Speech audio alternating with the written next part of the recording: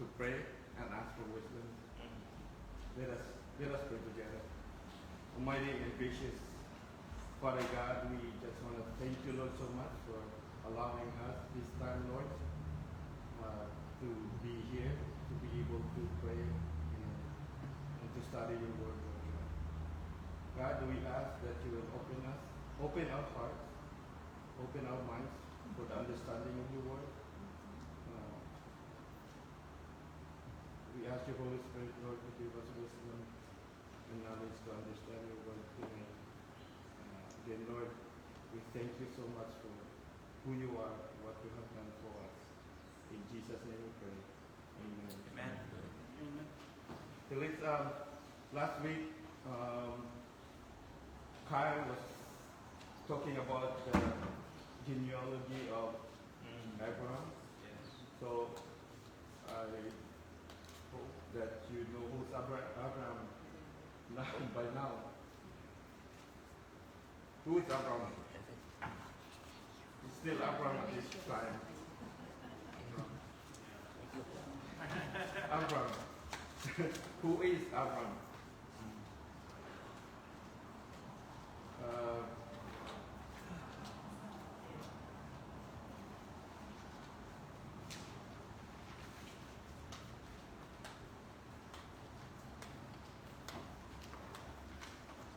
Abraham is the son of Terah. It's a long genealogy, so it's just Abraham is considered as the father of all nations, right? Father Abraham. But tonight's study we will study on the calling, Abraham's calling, on on chapter 12. On my Bible it says the call of Abraham. It's I have the NIV version. I'm gonna read from 1 to 3. The Lord had said to Abraham, "Go from your country, your people, and your father's household to the land I will show you. I will make you into a great nation," on verse 2, "and I will bless you. I will make your name great, and you will be a blessing. I will bless those who bless you, and whoever curses you, I will curse, and all peoples on earth will be blessed through you." And we continue to verse 4 all the way to 9. So Abram went as the Lord had told him, and Lot went with him. Abram was 75 years old when he set out from Haran. He took his wife Sarai, his nephew Lot, all the possessions he had accumulated, and the people he had acquired in Haran, and they set out for the land of Canaan, and they arrived there. And verse 6 says, Abram traveled through the land as far as the site of the great tree of Moreh at Shechem. At the time, the Canaanites were in the land. The Lord appeared to Abram and said, "To your offspring I will give this land." So he built an altar there to the Lord who had appeared to him. From there he went on toward the hills east of Bethel and pitched his tent with Bethel on the west and Ai on the east. There he built an altar to the Lord and called on the name of the Lord. And then, verse 9, then Abram set out and continued toward Negev.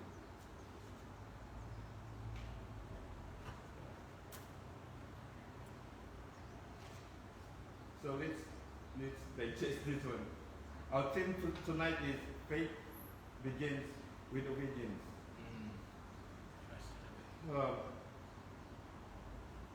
on verse 1 in chapter 12, the Lord had said to Abraham, go from your country, your people, and your father's household to the land I will show you. Where is this place now? Where Abraham, when the Lord told him to go. What is the name of the place? Kyle was... Haran. no, not yet. Is it Haran? Where he lived Where he lives? is Haran. It's Haran. Where the father died. So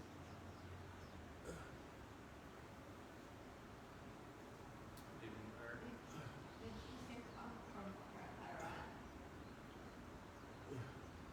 I'm gonna pull out the map. Abraham is at Ur, right? Ur is the city where he lived at this time when the Lord said to him, go. Ur is Ur of the Chaldeans. Chaldeans. The city of Ur in southern Mesopotamia, it is the modern day Iraq. This is a very well known in the literature of the ancient Near East. You know, this city is very, we should just say, developed. And the city, they worship a lot of gods. They're polytheistic. So, and so some theologians also believe that Abraham and his family also polytheistic at this time before God told him to go. So there are 3 key points on this lesson. God commands Abraham to leave his homeland. That's the first one. Why? New scenery. Uh-huh. New scenery. New scenery. That's correct. That's true. Because God wants Abraham to move away from those From his gods, old lifestyle. the old lifestyle. He said, move, go from your country. He said, go from your country, your people, and your father's household. The reason is God wants Abraham to move behind because these 3 connections, the country, the city gods, they worship gods, city gods, and the country, the people also, they have their ancestral gods. They have, and his father, he has his own god too. They have this called household gods at that time, your personal god. There's a lot of gods, polytheistic. So God wanted Abraham to leave behind those things. He said, go, I will give you. He said, on verse, to the land I will show you. And on verse 2, he said, I will make you into a great nation. And I will bless you. I will make your name great, and you will be a blessing. And on verse 3, I will bless those who bless you, and whoever curses you, I will curse. And all peoples on earth will be blessed through you. That's the promise of God. And what Abraham did, he obeyed. He obeyed and go. He gathered everything. The Bible on verse 4 just said, so Abraham went as the Lord had told him, and Lot with him. He never questioned God. He just obeyed. Right? On verse 4. He took his wife Sarai, his nephew Lot, and all the possessions, everything that he had acquired. They acquired in Haran, and they set out for the land of Canaan, and they arrived there. So when you look at the map now, where's the Canaan? I think it runs from Syria all the way to almost to Egypt, to Israel. That's Canaan on the old map. So there's no Palestine. Palestine is made up by the Romans. So those areas nowadays, they say that's Palestine area. This is not Israel. I mean, the new people that doesn't study the Bible. They're protesting that it's not even Israel's land. But according to the Bible, that's the promised land that God promised to Abraham.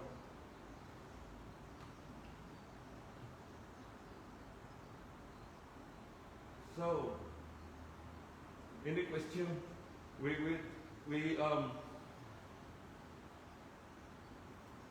will try to study this together. Yeah. So God commands Abraham to leave his homeland. That's one point. And then promised land, nation, and blessing. God promises, Yahweh promises him that he will be a great nation, and through him, nation will be blessed.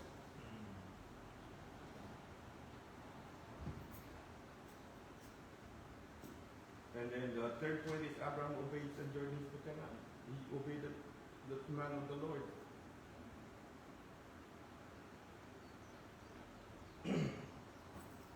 What is the application in our own lives now? Abraham.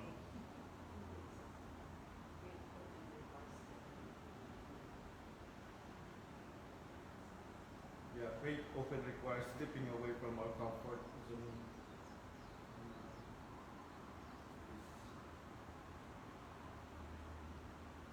In verse 7, the Lord appeared to Abraham and said, "To your offspring I will give this land." So we built the altar there to the Lord. God appeared to him. Altar.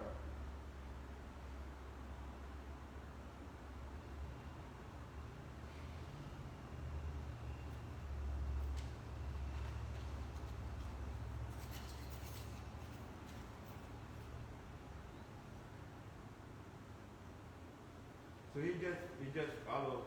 You know, the verse 1 to 3 is the covenant, but it wasn't called covenant until on chapter 15, verse 18.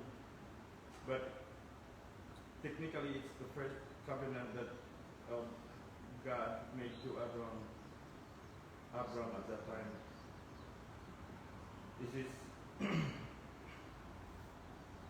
This is the first articulation of the general terms of the covenant.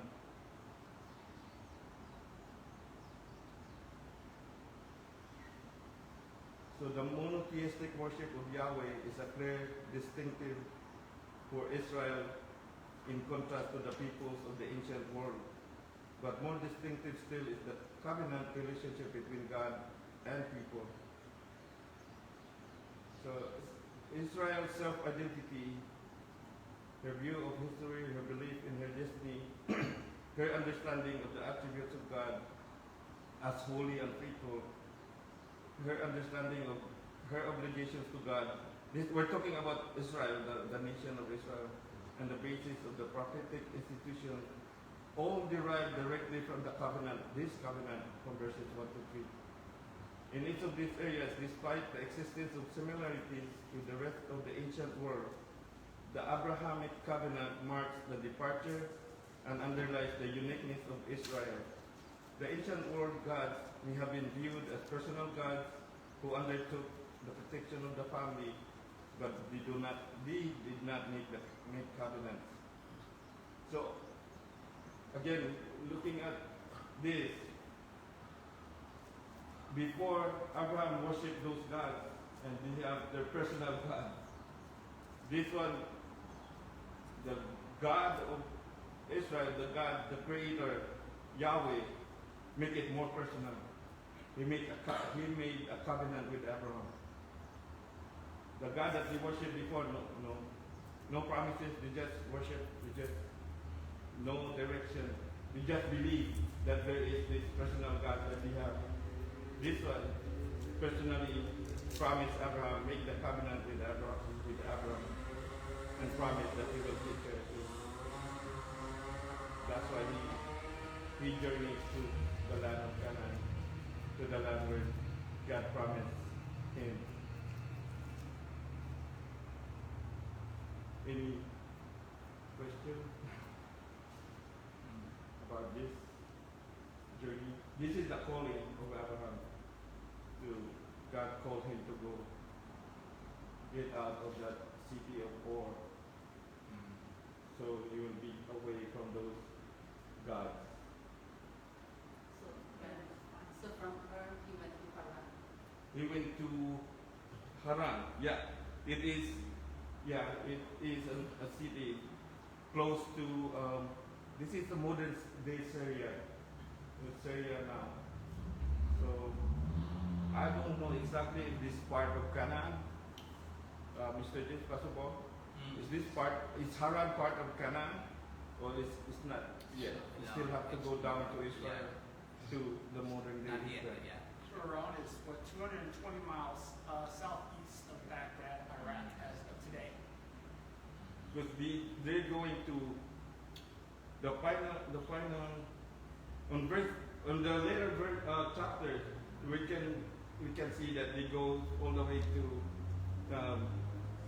Beersheba, and he even go to Egypt because there's a famine Yeah. in the later studies, So this is our lesson for tonight is he trusts and obey. He trusted God. He has faith in God. He never questioned. When you look at the Bible, the Genesis 12, 1 to 9, he never even questioned God.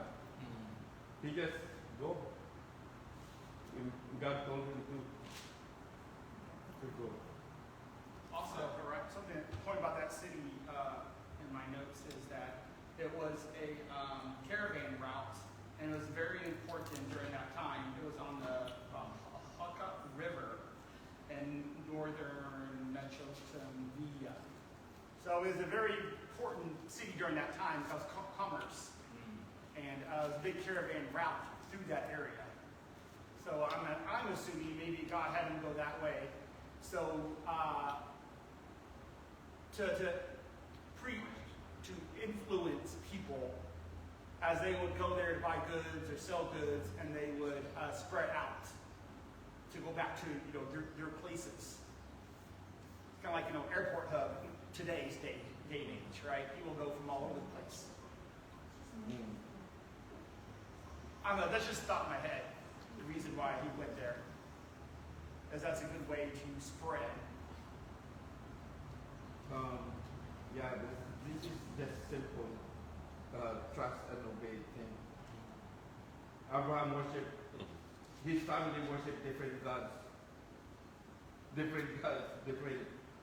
then some explanation says it is possible that Abraham first knew God or Yahweh as his personal God, who is willing to become his divine sponsor. So that's why he. But to pack up and leave everything, including leaving your family, that's not an easy thing. That's faith. Yeah, especially that day. I mean, Because you don't know what's your life. You don't know what's ahead of you. what's ahead of you, and it's a lot before because we don't have airplanes. It's hard now, even nowadays, to pack up and leave your family to go somewhere that you don't know, even if you ride with an airplane or a vehicle. How much more that they will travel through by land? Yeah, it's not easy, but it can be easy if you have faith. I mean, my Bible tells me the first journey was about 220 miles distance. That's a lot. That's a 220 miles. That's a pretty far distance. You couldn't do it in one day.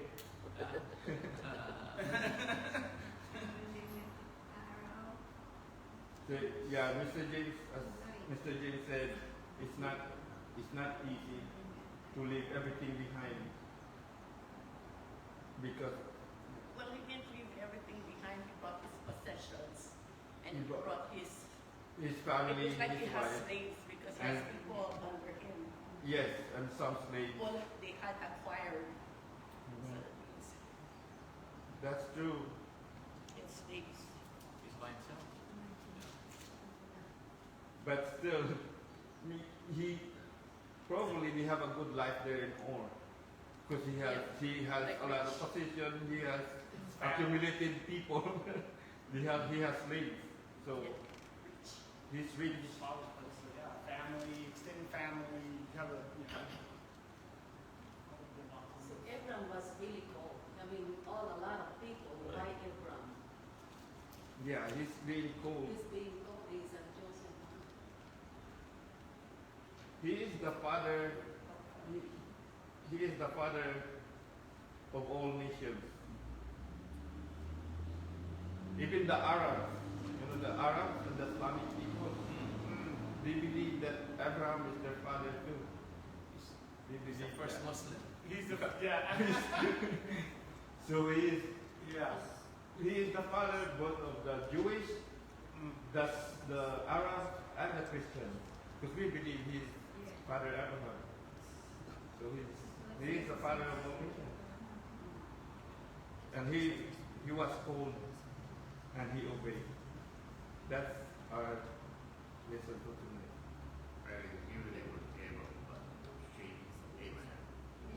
Yes.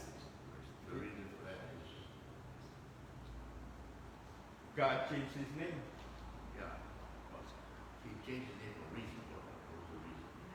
The reason Abraham, I think it's on lesson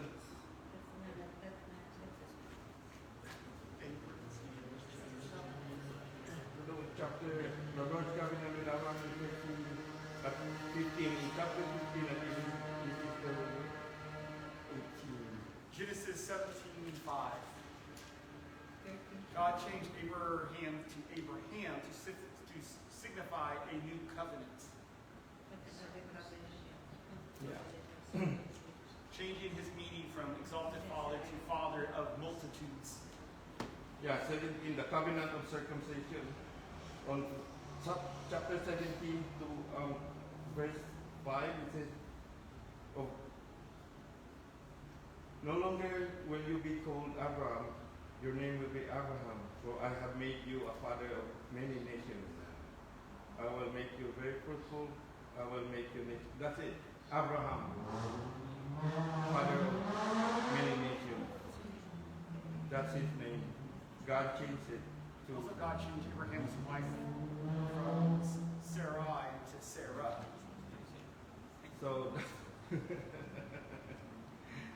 I'm going down rabbit holes now. I'm sorry. that's it. Another yes.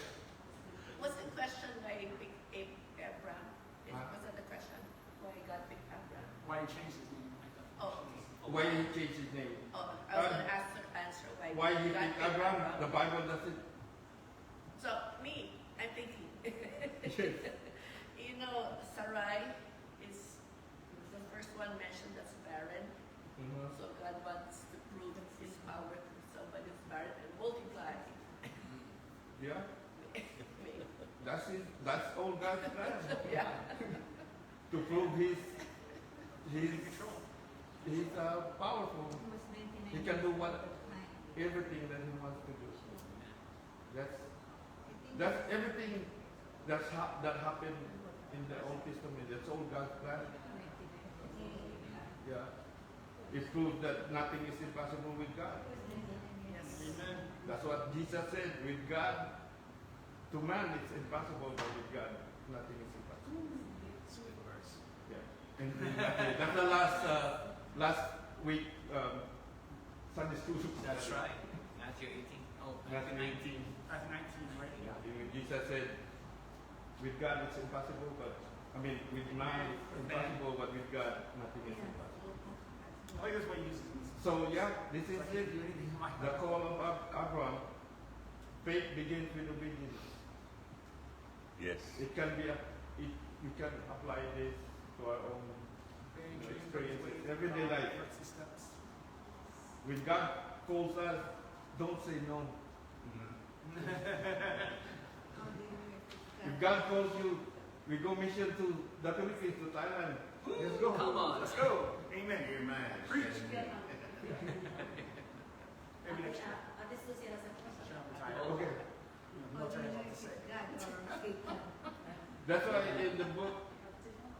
we have to test every spirit. That and also you have to be in the Word. To test the spirit is And the word says. be in the Bible. Be in your Bible.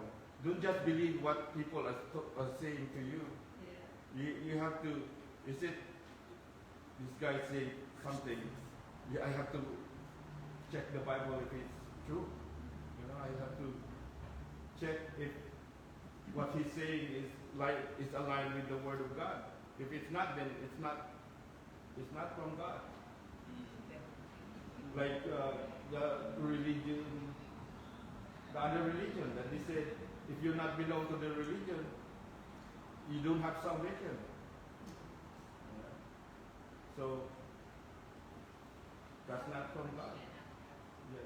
It's kind of crazy, but like Moses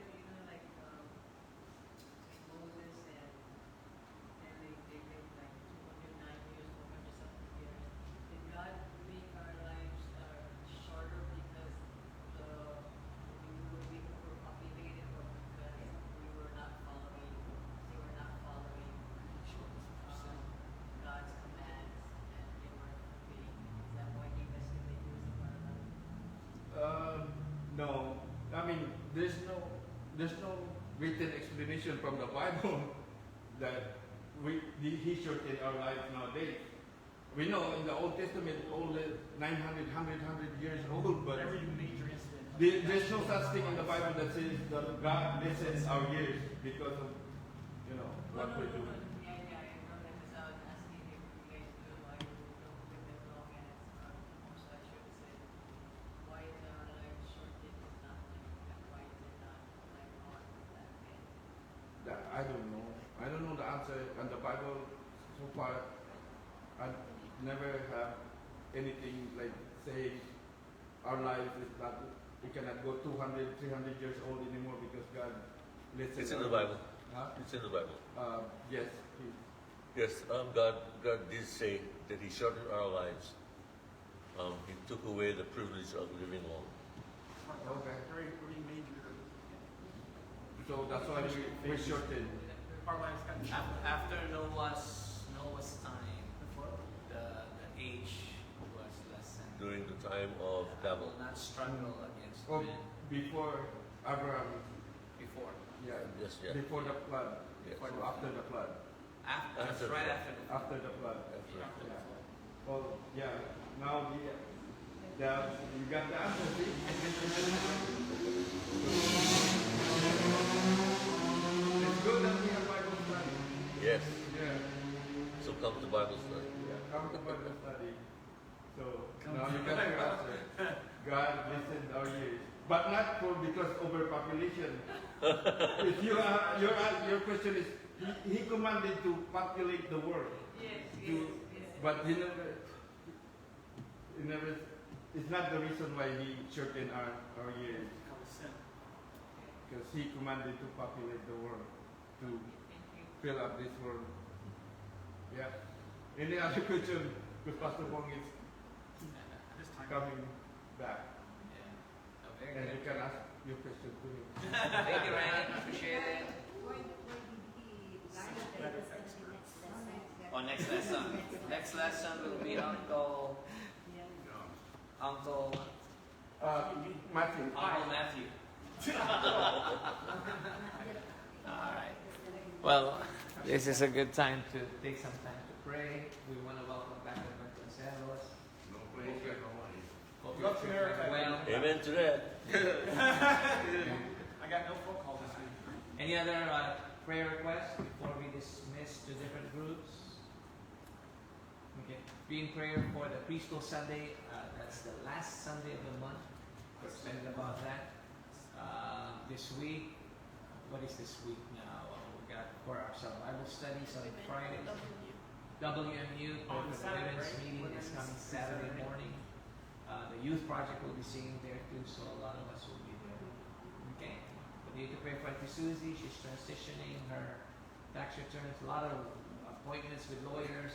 How about you, Ms. Jean? You're fine? Oh, Your taxes are fine? That's it.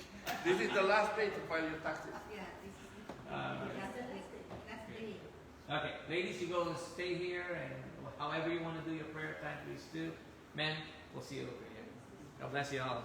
Thank you again, Uncle Randy.